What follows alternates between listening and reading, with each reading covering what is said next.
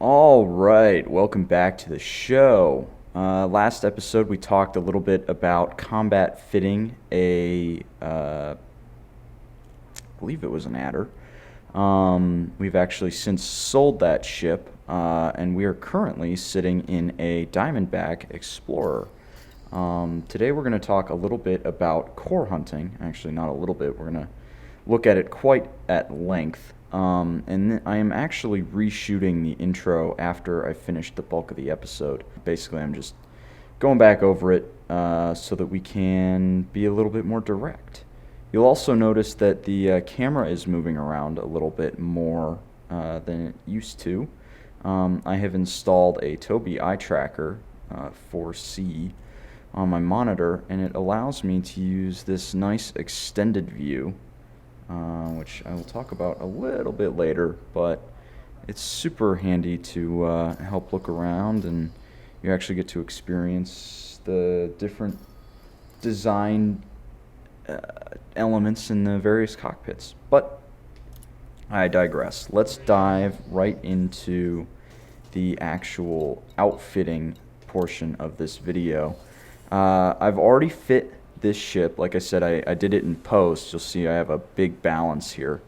We actually earn all of that cash later on in the I guess technically it's later on in this episode. It's earlier than now.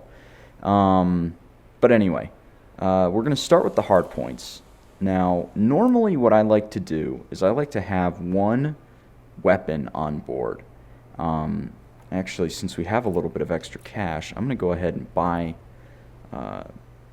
one. Let's do beam laser, gimbaled, and we'll mount it up.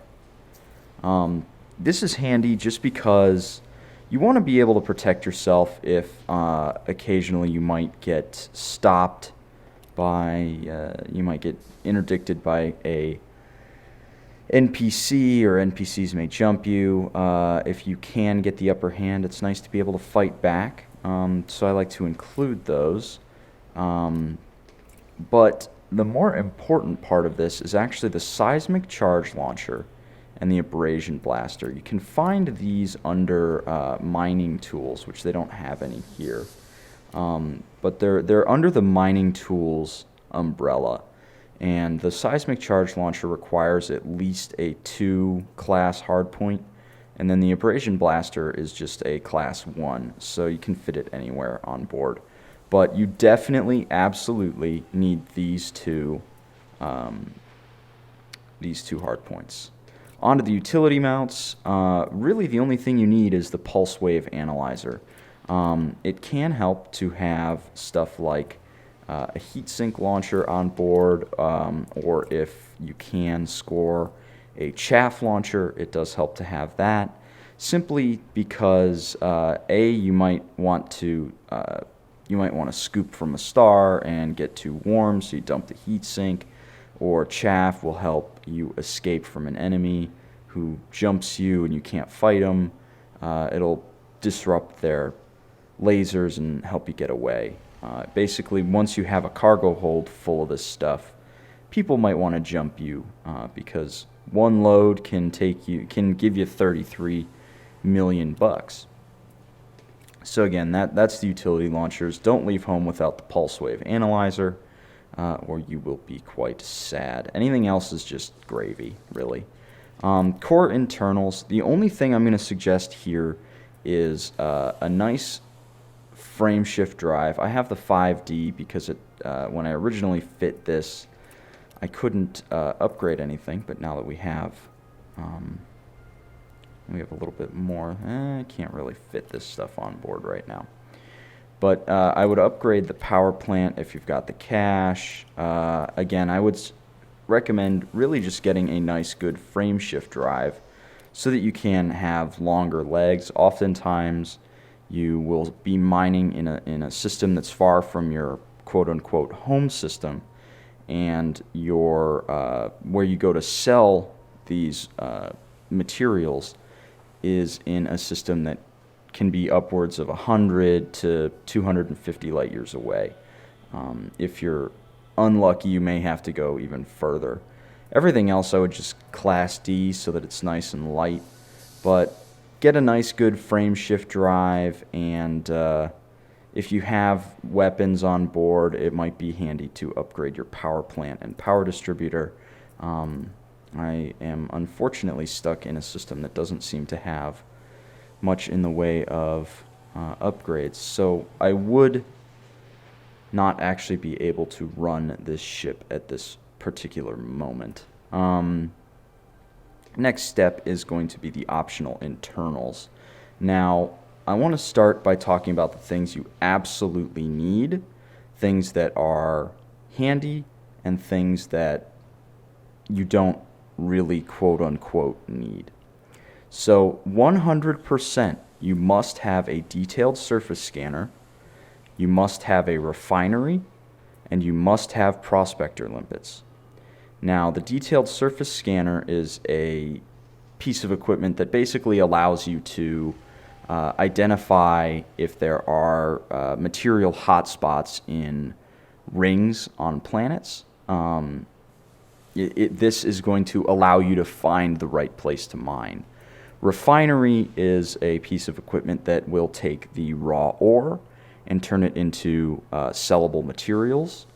Again, you're absolutely going to need to have one of these on board. Now, the interesting thing about the refinery, and I'll demonstrate this a little later, it can act as extra cargo space. So it does benefit from having a higher class refinery, because you can see that bin count number there. Those bins can hold up to 100%, which equates to one more of the material you're mining. So again, it helps to have a bigger refinery because you get more bin space. Prospector limpets are little drones that go out and do a geological survey of a particular rock, and it will identify if there is a valuable core there. So you need to have the prospector limpets. Higher class here is just going to give you more range. It's not super necessary, really. You only need to have one prospector limpet active at a time. If you have one deployed and you deploy another one, it'll just destroy the original limpet and replace it with the new one. And then you absolutely have to have cargo space.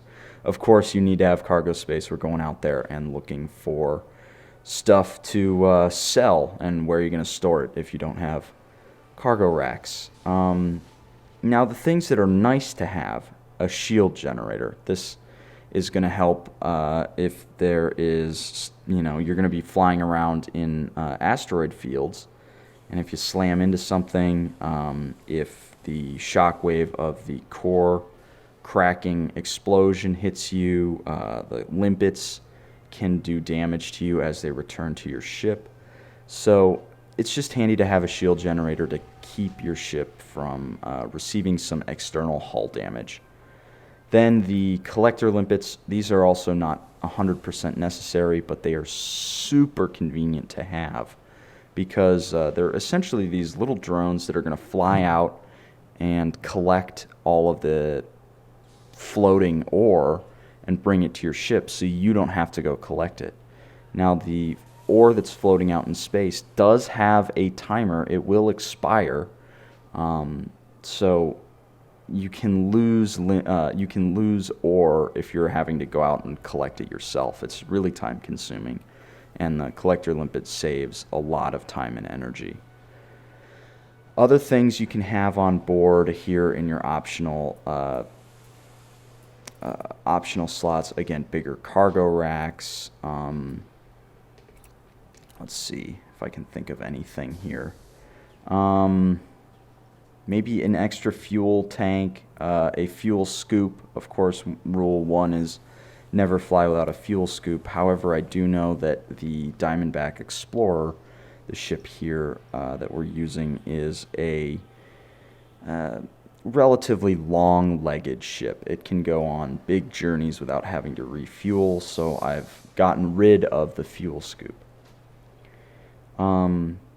Now, a lot of times somebody who is more knowledgeable in the game will say, you can't mine in a Diamondback Explorer, it's just not effective. Well, the reason I chose the Diamondback Explorer is the same reason I chose the Adder. Sure, it's not a quote-unquote mining ship or a quote-unquote combat ship, but I don't want you to think that you're hamstrung into a particular role by getting a particular ship. Will it excel at mining? No, it probably won't.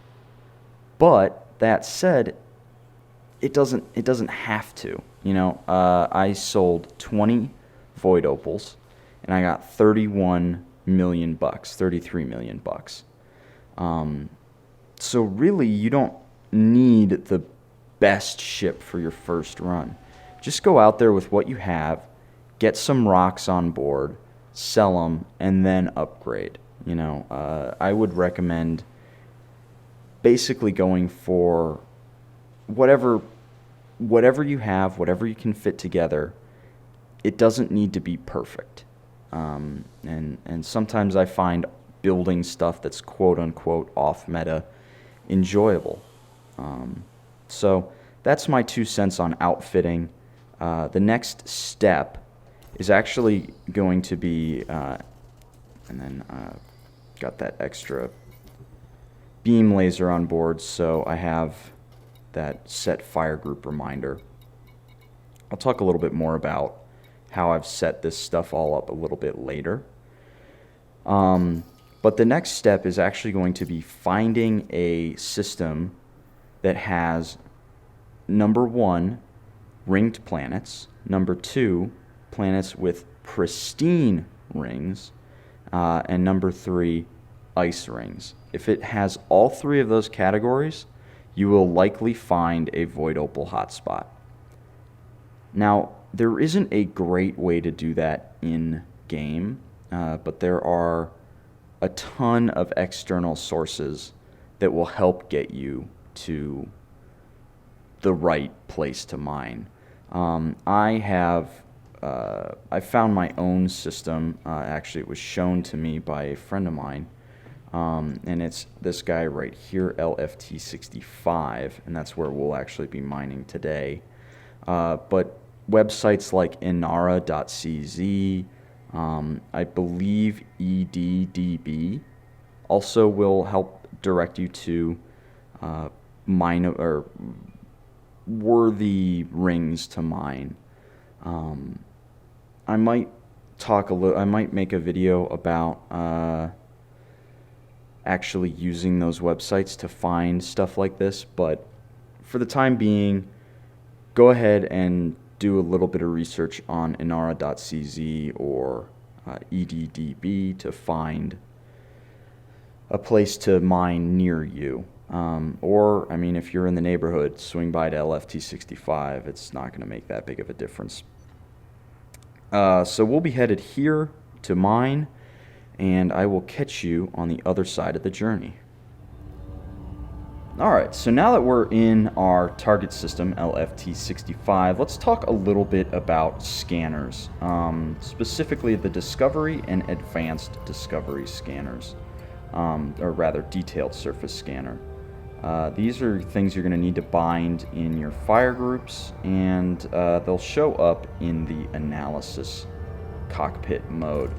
You'll most likely be in combat mode from default, and if you try and use it using your mapped key and you get module cannot be used in this cockpit mode, just make sure you can switch over to your analysis mode. You'll have to, if you're using the default keybinds, you'll have to look it up. I actually am not using default keys. But once you're in analysis mode, you can use your Discovery scanner and honk the system. It makes that big noise and establishes all the orbital bodies and planes and so forth. And then once you do that, you can use your Detailed Surface Scanner. You are going to need to get close to a target body.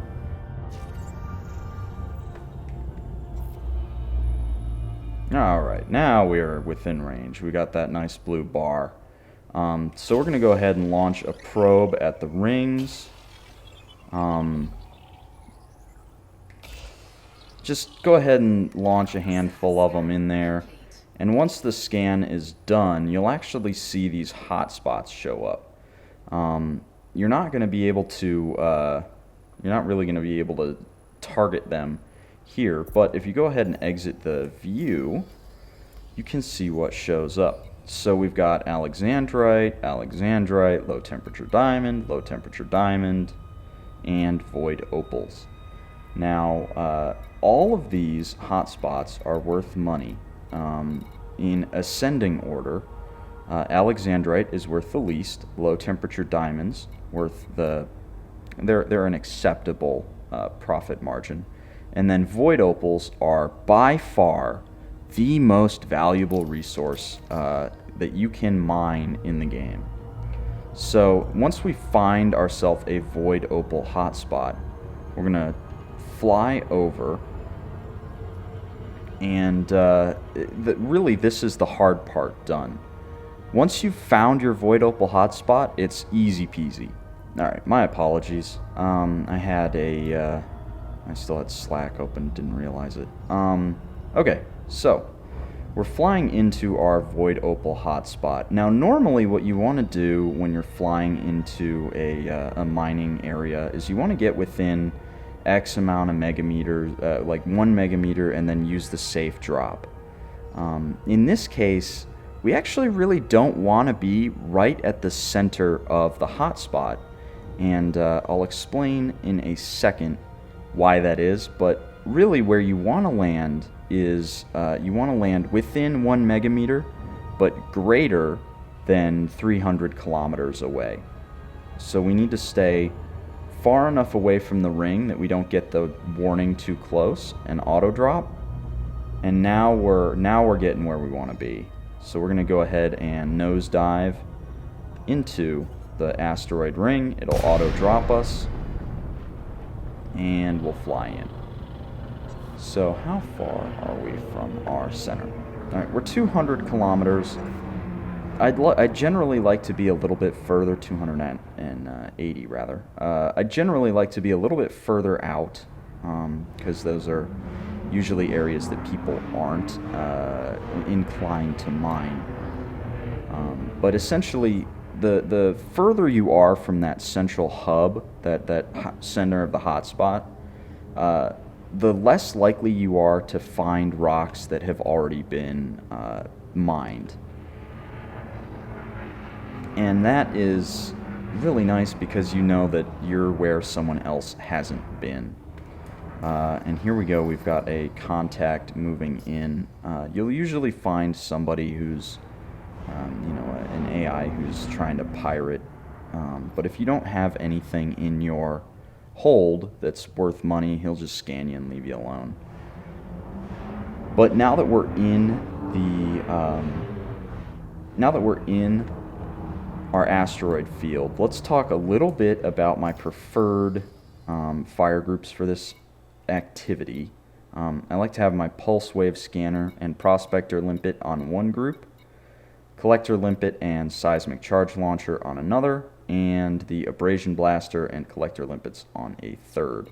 I've got the detailed surface scanner and discovery scanner on a fourth, just for ease of use. But really, now that we've found it, we don't need to have that information anymore. So now that you are in the ring and you have your fire groups set up, you're really just going to start pulsing away, and you're going to get these waves of energy that light up all the rocks, and you'll see ones that are potentially valuable light up as yellow, green, orange, and some of them will have black spots on them.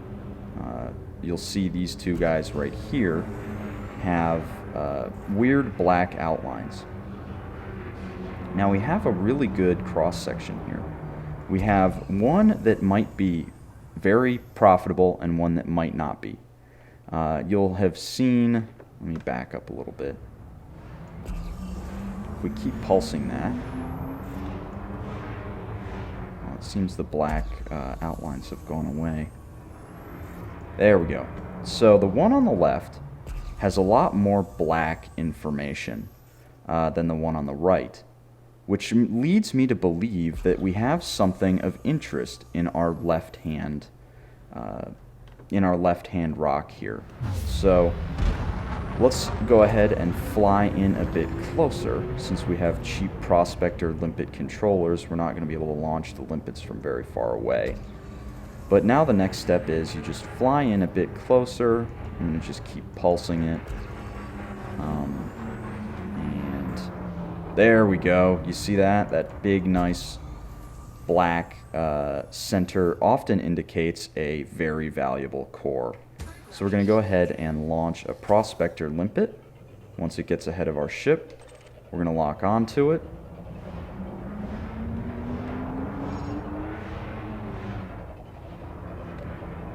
And once it makes contact, we can see in that lower left-hand screen, minerals remaining 100%, lithium hydroxide, water, mineral content low, but we get that blue core detected, void opals. That means that we have found a Motherload. This is going to contain tons of void opal fragments that we can refine, and it's actually going to be very, very profitable. Now we're going to switch over to our seismic charge launcher and collector limpet, and we're going to start prepping the asteroid for cracking. Now what we're looking for is fissure strength. So by selecting these, you can see that we have high strength fissures, low strength fissures. This one doesn't seem to have any average ones. It seems to all be low and high. But you want to start by finding a low strength fissure, locking onto it, so you actually can identify which fissure it is. And it's occasionally helpful to have the lights on or night vision. Both of these can be toggled by keys. Once you get your fissure selected, go ahead and charge up your seismic charge and shoot it into the core. Now you have 2 minutes to finish your work, and you have to start moving quick. Now your low strength fissures will add more detonation yield to that bar graph in the upper right hand corner. You want that bar graph to be blue. So I'm going to go ahead and shoot another full strength into this low fissure, and you see we're starting to get some blue. Now I'm going to pick another low strength fissure, and this time I'm not going to shoot a fully charged charge in there, because it will likely shoot us into red and cause the cracking to fail. Perfect. We have the absolute optimal detonation yield. So we're going to go ahead and back away. And we did that with a minute. I've done this for many hours, so you'll have to practice. But this is essentially how the process works. Then you can accelerate the detonation process by choosing Detonate Now. If you realize that you have overshot your yield, you can disarm charges. It still takes about 10 seconds for a charge to disarm.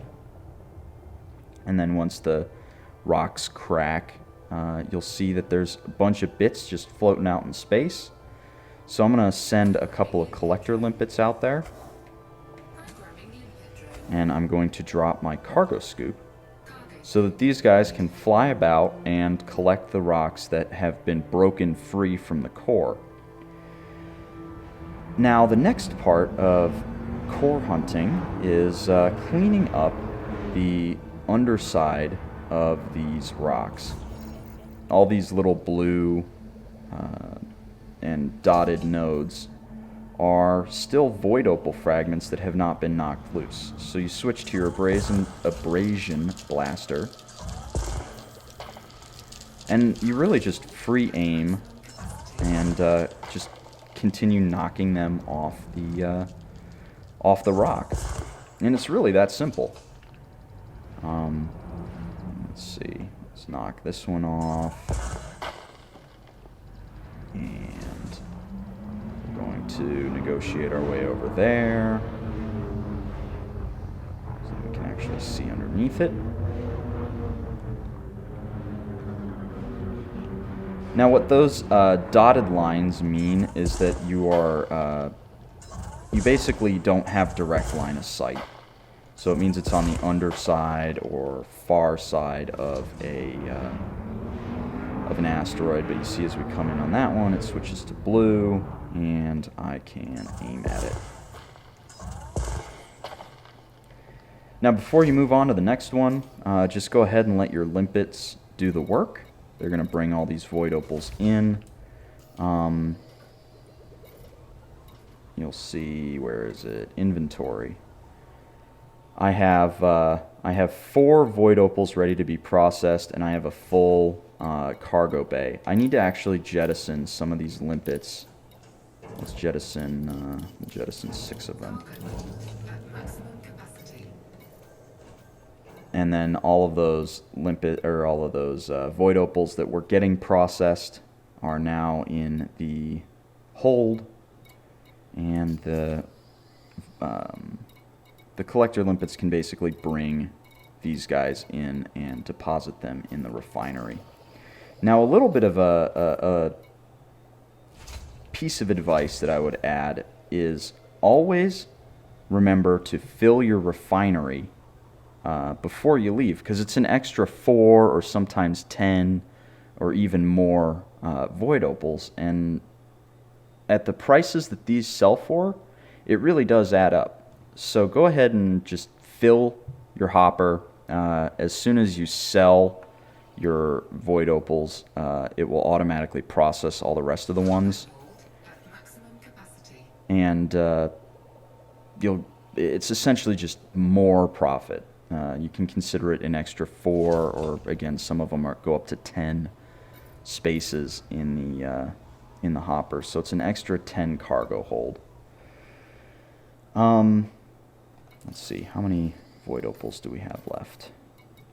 2 more to pick up, and we have 10 in the hold with 6 limpets left. Now you heard that collector limpet expired. Now these limpets, I swear to God, are completely suicidal.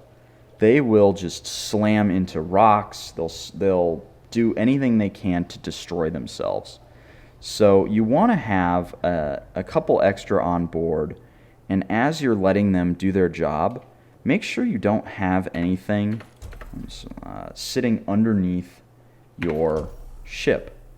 You'll see I have plenty of room for the limpets to come in and drop the stuff off. If I had a rock underneath me, they might slam into that as they're coming to pick stuff up. Now you'll see no more valid collection targets. It means that we're ready to move on to the next one. So I'm going to switch back to the pulse wave and start pulsing away. Now here is a nice, neat little trick that I like to use is when you're in the cloud, or rocks nearby that are worth investigating will light up basically all green. They're going to give you really nice, vibrant colors. So that's potentially worth exploring. Let's keep looking. Those guys aren't any good.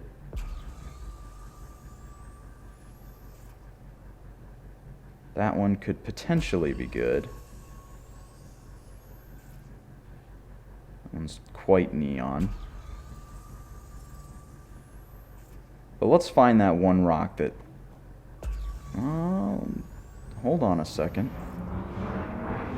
Let's go over and check this guy out. I'm going to track my cargo scoop and boost on over. Okay, so now that we're out of the cloud, that rock doesn't look too impressive. Now I remember there was one over here that did. I'm not Not sure if it was... I think it was this guy.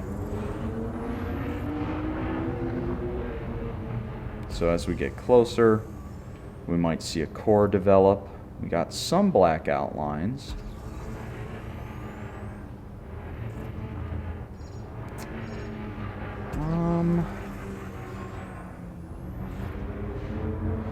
You know, if I had more limpets on board, I might prospector limpet this rock just to see. It could be a good core rock, but it also could be something like low temperature diamonds or alexandrite. Just because we're in a voidable hotspot doesn't mean there can't be other materials. So it's worth prospecting various rocks, but again, we have so few limpets on board that I don't want to waste any if I don't have to.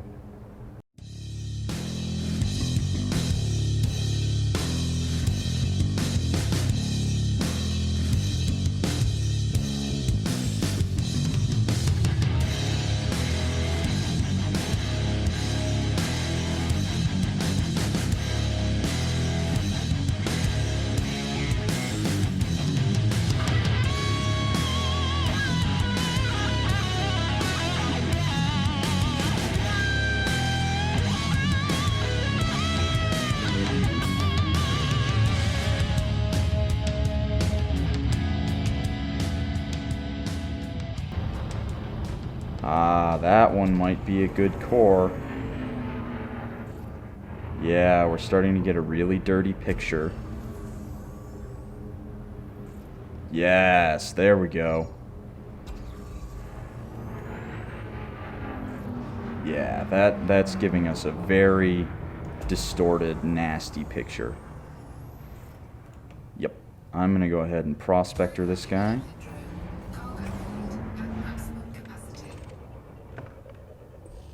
Bingo, void opals.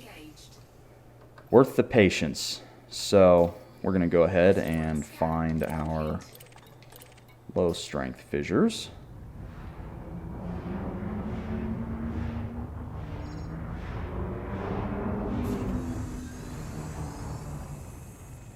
We're going to pop the seismic charges in there. Average strength, average strength. Okay. So if you don't have enough low fissures, you can probably use a fully charged seismic charge on a average. And we're starting to get there. Let's use a... What are you? You're an average. Okay. Let's do a two-stage one there. Alright, so we're over our yield. So we're going to disarm that charge. And on this next one, here's one over here. I don't know if this is high or average. So we're just going to go ahead and shoot one in there. And that was probably a high. We still have a minute left though, so we got plenty of time. Here's one. And pop that in there. There we go. Now we're in our optimal yield range. Let's detonate the rock. Let's go ahead and get the collector limpets ready. And drop our cargo scoop.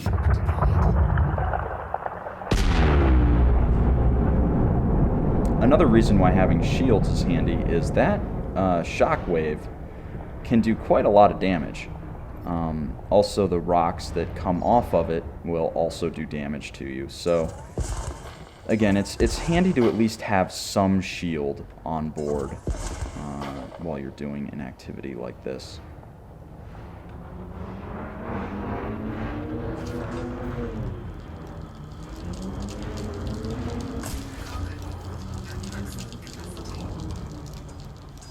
So while we're flying around knocking these the last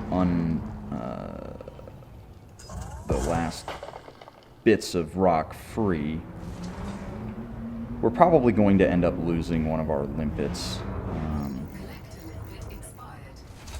Case in point. So we'll just send out another.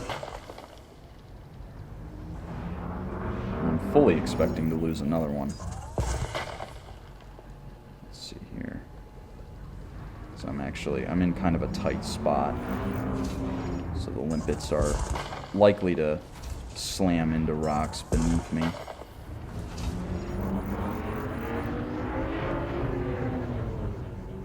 Alright. I think if we turn around,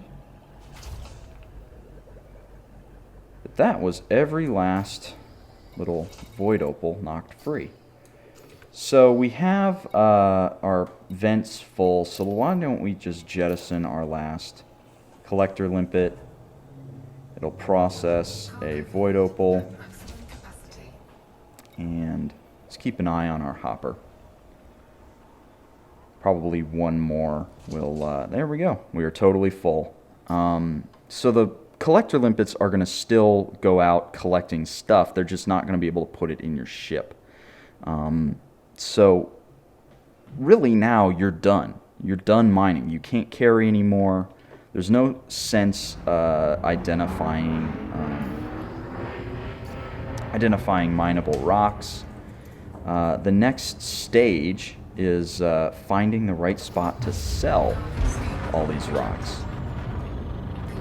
Now, while we're on the way out of Masslock, if we go to our inventory, you'll see these are worth 183,000 credits per galactic average. Now, void opals are unique in that they can be worth upwards of 1.6 million a piece in certain locations. Now, how do we find those locations? Because it can be random. The way you're going to do it is actually not in-game. You're going to want to go to the website inara.cz, and you'll go to the commodities section here. And you're going to search for void opals, near system LFT 65, search, and then you're going to look for the best sell value, and you'll see we have a system here that's selling at 1.65. It's also, the star distance is 10,000 light seconds, so that's a bit ridiculous.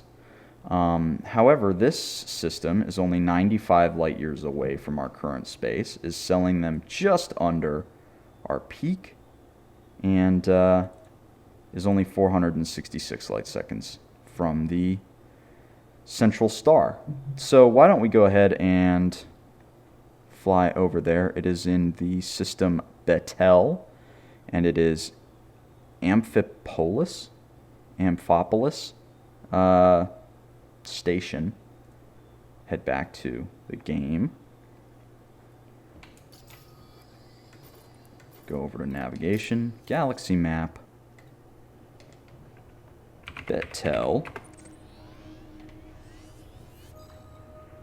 Lock it in, and we are within our fuel range, so we don't have to worry about running out of fuel or having to stop and fill up.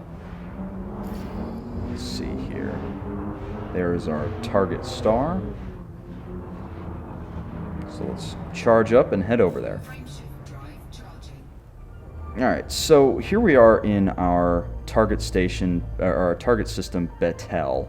We've got Amphipolis selected, and the problem with this method of making money is you're carrying a cargo hold full of very valuable materials.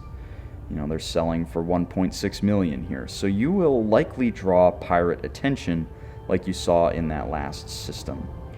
So do bear in mind that you are going to have to evade interdiction here and there.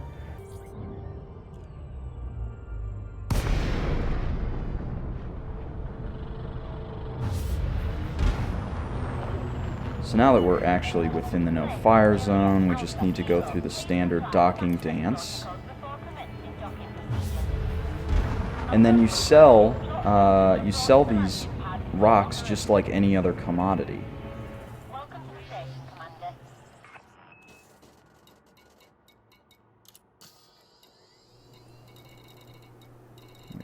Where is it? There we go. 16 void opals. Confirm. Now don't forget, you have 4 void opals just chilling in your hopper. So go ahead and sell those too. Now we've gone from like 300 to like 150, 250,000 to 33 million in an hour. And you can increase your speed when by A, practicing how to mine, and B,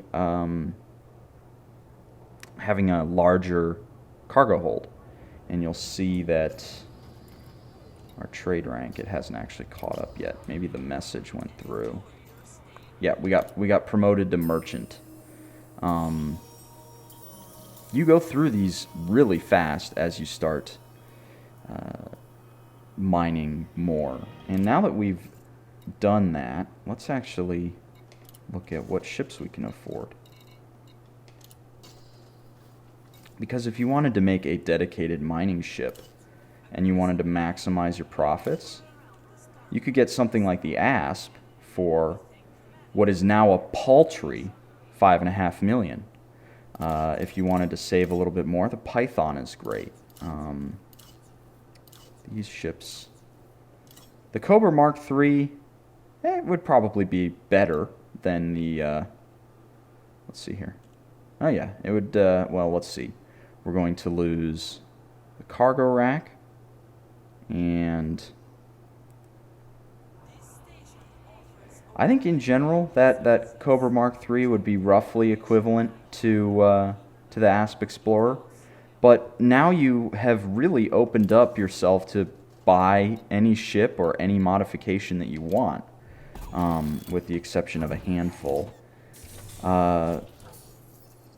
And again, it's really just that easy. So now go ahead, go out there and mine as much as you want. Find yourself your own little honey hole, like I did, and then you know, you'll be able to get into a capital ship very, very quickly. And actually, the next video I want to go into is properly outfitting a nice big ship. And we'll switch over to my main account, mostly just because I don't want to go through the process of mining all the way up again. I have like 400 something million just chilling in my main account. So yeah, next time we'll properly talk about combat fitting a nice big ship. And then we'll get into stuff like exploring and maybe some other more intricate systems. Hope you enjoyed this. Go ahead and let me know if there are any particular systems or things in the game that you want me to show you how to knock out. Let me know if this video helped you out. That's what this whole guide is for. And I'll catch you guys in the next one.